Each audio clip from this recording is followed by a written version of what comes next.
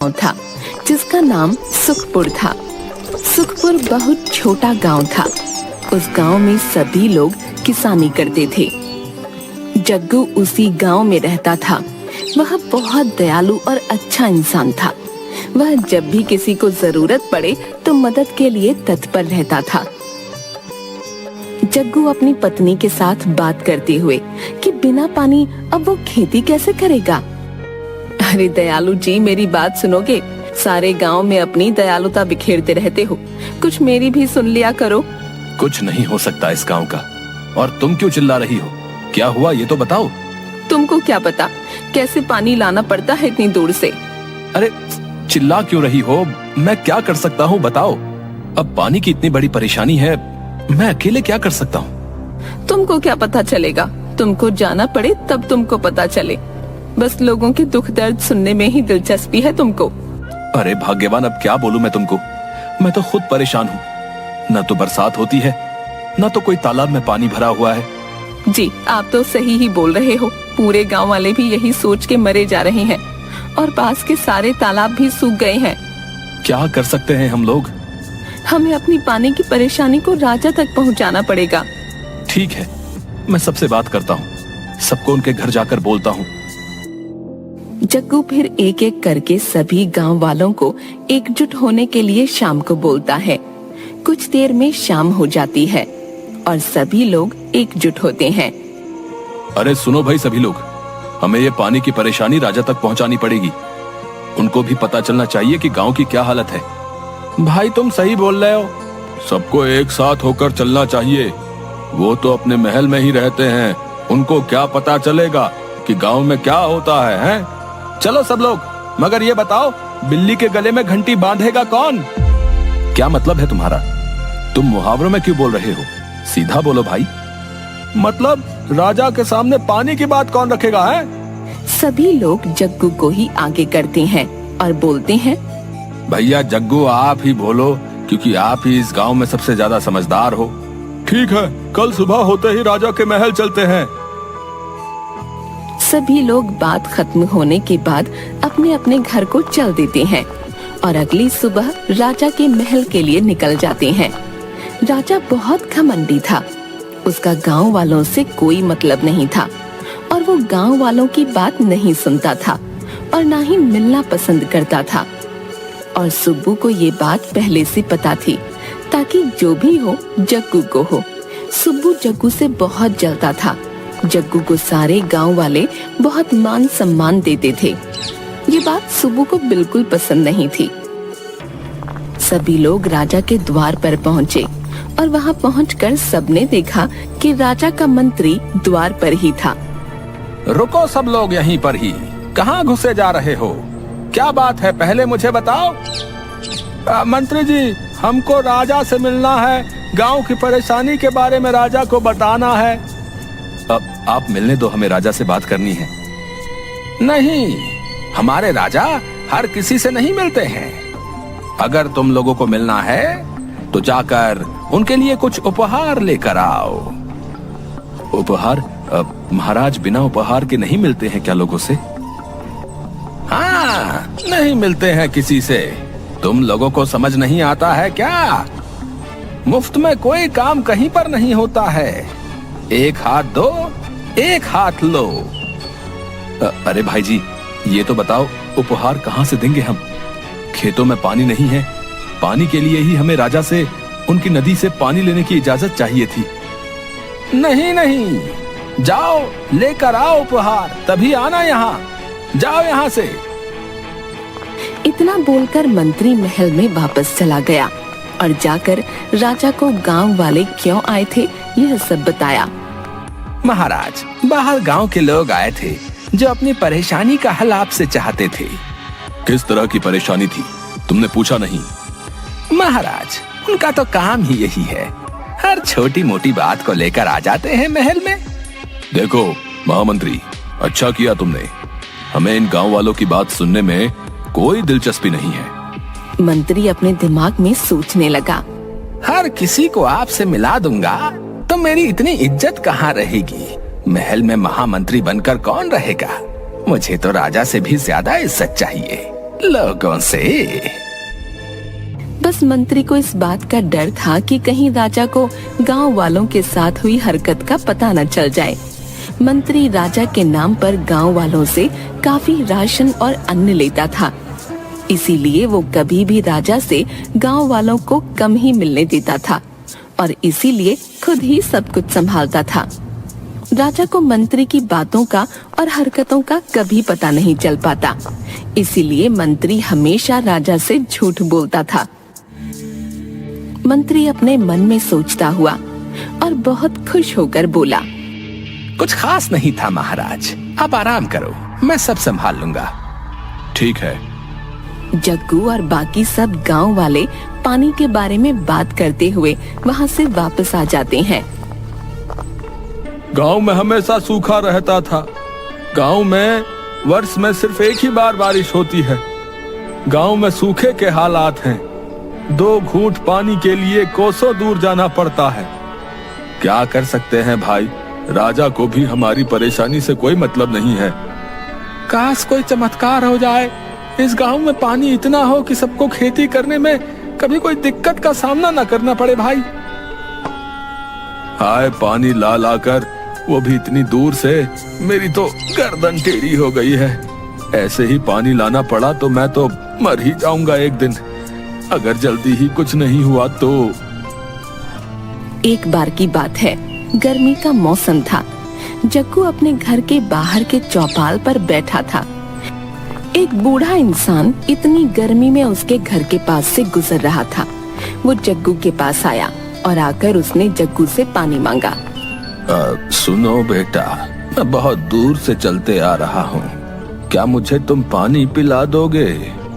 जग्गू सोच में पड़ गया, क्योंकि जग्गू के पास एक ही मटका था जिसमें बहुत मुश्किल से जग्गू ने पानी भरा था, परंतु जग्गू बहुत दयालु था। अब मैंने बहुत मुश्किल से ये पानी का मटका भरा है।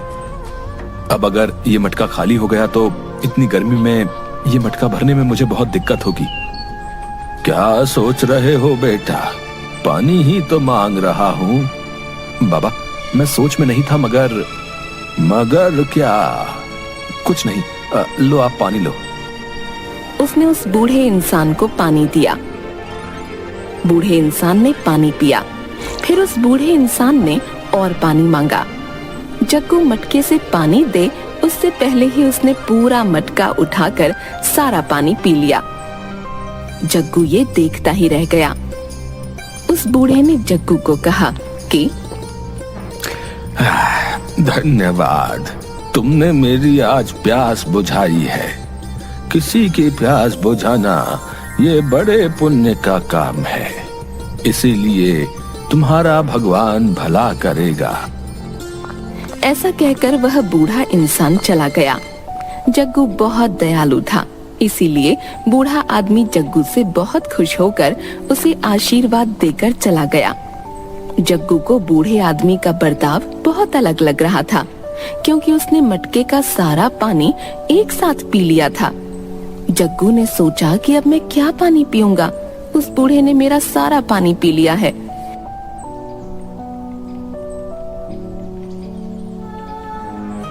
थोड़े समय बाद उस गांव के सरपंच गंगा प्रसाद आए। उन्होंने जग्गू को कहा कि जग्गू, क्या हुआ? तुम राजा के पास गए थे पानी के लिए? क्या होगा, राजा कौन सा हमारे जैसे लोगों से मिलते हैं, घमंडी कहीं का। कोई नहीं, आज हमारे घर आ जाना, थोड़ा काम है, मदद हो जाएगी। और ये सामान लेते आना, क्योंकि आज मेरे घर में मेहमान आने वाले हैं। जग्गू ने पर्ची के अनुसार सामान देखना शुरू किया। जाकर एक गिलास पानी लेकर आओ, थक गया हूँ काफी। मटके में पानी खत्म हो गया है, इसलिए मैं आपको पानी नहीं दे सकता। क्यों झूठ बोल रहे हो? तुम्हारे पीछे मटका तो भरा हुआ है। यह सुनकर जब जग्गू ने पीछे मुड़कर देखा तो वह आश्चर्य में पड़ गया। अभी कुछ देर पहले तो उस बूढ़े इंसान ने पूरा पानी खत्म किया है, तो अचानक ये क्या हो गया? उसने मजाक का बहाना कर गंगा प्रसाद को पानी दिया। पानी पीकर गंगा प्रसाद चले गए। गंगा प्रसाद के चले जाने के बाद जग्गू ने मटके को देखा तो वह फिर से भर गया था। उसे लगा कि यह कोई भगवान का चमत्कार है। फिर उसने मटके से पानी पिया और पानी फिर से भर गया। वह यह देख खुश हो गया। थोड़े समय बाद सरपंच दौड़ते हुए उसके पास आया और उसके साथ उसकी बीमार लड़की भी आई थी, जो कई हफ्तों से बीमार थी। सरपंच बोला, मेरी बेटी को अभी इसी वक्त मटके का पानी दे दो। ऐसा क्यों? क्यों, क्या हुआ ऐसा? और आप पानी क्यों मांग रहे हो?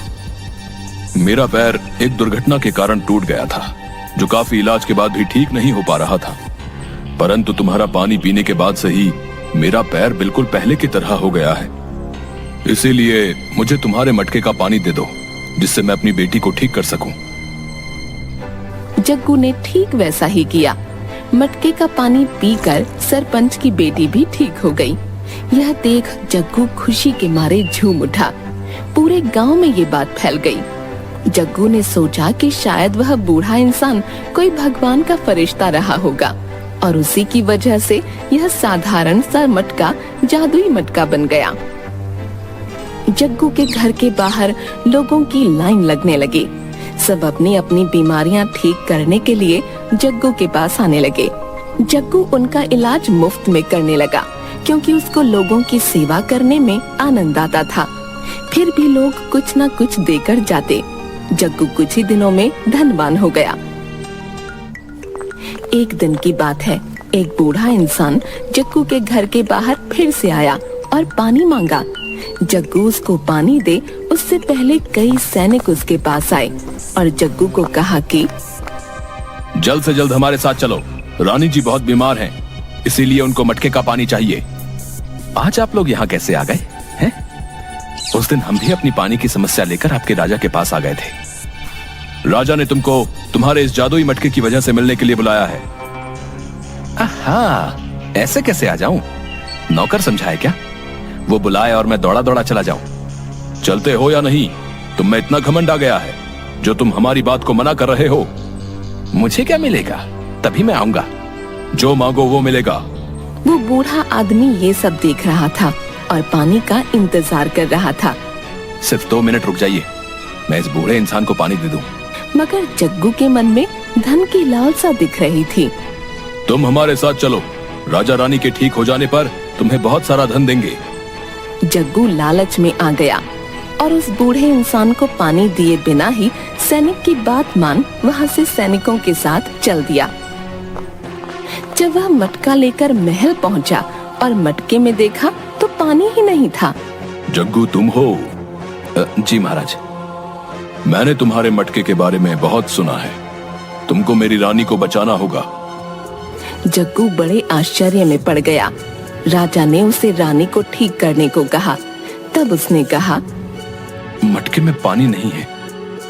राजा बहुत क्रोध में आ गए और धक्के मारकर जग्गू को राजमहल से निकाल दिया। राजमहल से निकलने के बाद जग्गू ने सोचा, वो बूढ़ा इंसान वही फरिश्ता होगा जो पहले मेरे घर पर आया था। मैं आज उनको पानी दिए बिना धन के लालच में राजमहल गया। ये सब उसी का नतीजा है। जग्गू को बड़ी आत्मग्लानि हुई और उसने मटके की वजह से कमाया हुआ सारा धन मिलाकर एक पाइपलाइन बनाई, जो गांव से दूर स्थित तालाब और गांव को जोड़ती थी। उस पाइप के जरिए पानी गांव में लगे एक नल के माध्यम से आता था, जिससे किसी को भी गांव से दूर तालाब में पानी भरने न जाना पड़े और न कोई भी व्यक्ति गांव में प्यासा रहे।